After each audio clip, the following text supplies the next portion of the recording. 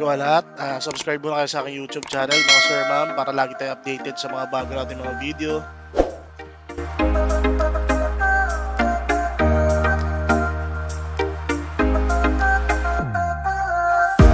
So ito mga sir ma'am, quick viewing lang tayo sa ating 2024 Expander GLS automatic.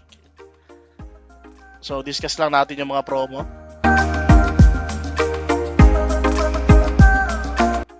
So yun sa mga BPI and RCBC depositor dyan, 25,000 all-in down payment lang tayo rito kay GLS.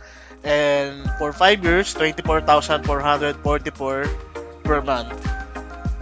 And ito naman yung mga inclusions natin. Kung mapapansin nyo, napakadami nating inclusions. And yung pinakabago natin yung nasa dulo, yung free 2 years extended warranty. So, karaniwan kasi, ang warranty lang talaga ng mga sasakyan is 3 years. Pero dito sa dealer natin, and kay Mitsubishi, meron tayong promo na 2 years extended warranty. So, a total of 5 years warranty.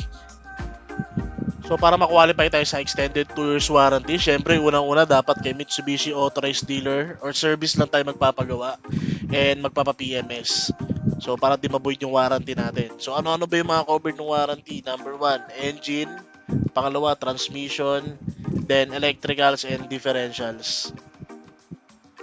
And if kung may mga question pa kayo regarding sa warranty, mga sir ma'am, pwede nyo akong tawagan ngayon or text nyo ako para makapag-usap tayo regarding dito sa Expander GLS automatic natin. Thank you!